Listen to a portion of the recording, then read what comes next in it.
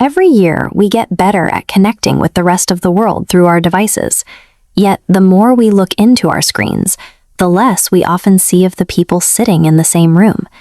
In Aman and Nisha's home, that distance is about to be challenged. Aman's parents have just arrived from their village, trading their quiet farm for a few days in the city with their son and grandchildren. The reunion is full of life. Myra and Tara rush to the door, greeting their grandparents with hugs and stories. For a moment, the house feels unified by the simple joy of having everyone back together. But being in the same room can be deceptive.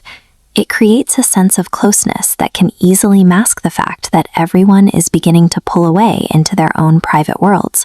We call this digital drift. Attention meant for family is tethered outside the home.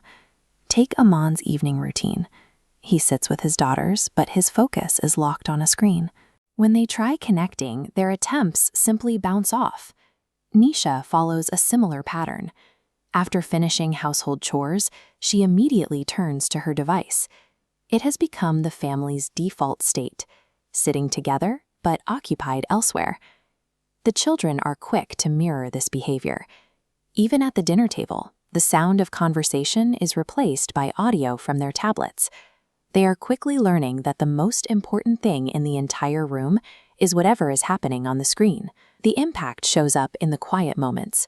School books sit open but ignored, and the time they used to spend talking about their day is lost to the endless scroll of social feeds. Without anyone realizing it, these devices have built an invisible wall. 4 people share the same living room, yet they are effectively living in 4 different places. This drift creates a vacuum. When Myra and Tara struggle with their schoolwork, they look to their parents for help. But the help never comes, because no one is looking up. Tara tries to break through the silence.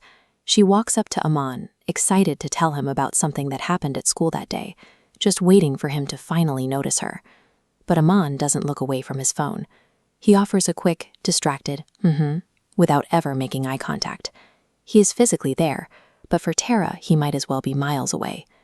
She turns to her mother, hoping for a different reaction, but Nisha is just as absorbed in her own screen. The wall is complete. It's a small, heavy moment when a child realizes they are competing with a phone for their parents' attention. Tara turns away, and a single tear falls as she walks out of the room. When these attempts to connect are met with silence, children learn that their lives aren't as interesting as the content on the screen. They stop trying to share their world, and the distance between parent and child begins to grow. From the doorway, Dadaji and Dadaji have seen everything. While the parents were lost in their feeds, the grandparents were watching their granddaughter's spirit sink. The house is unnaturally quiet, and the only sound is the soft tapping on glass. The grandparents see a family that has forgotten how to be a family. Dadaji finally steps forward. He doesn't speak with anger, but with a sadness that catches Aman and Nisha off guard. He asks them to put the phones away and just look at the room. He tells them that sitting in the same house doesn't count for much if their minds are always somewhere else. If they surrender all their attention to a machine, they aren't actually present in their children's lives. The glow of the screens finally fades. Aman and Nisha look toward the corner where Tara was sitting just a moment ago. The chair is now empty, and the silence in the room finally feels as heavy as it actually is. Often it takes someone from the outside, someone who isn't caught in the same cycle, to show us how much we're missing while we're busy looking down. Change starts with a physical choice. The next evening, the phones are placed in a different room.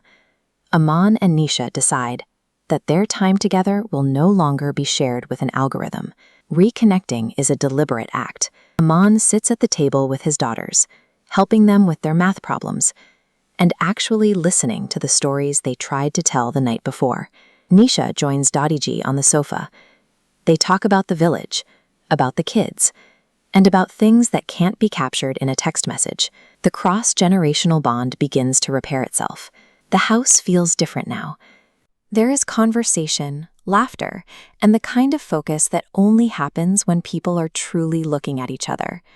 These devices are powerful tools for navigating the modern world. They aren't a substitute for a home. By choosing where we put our attention, we make sure there is always room for the people right in front of us.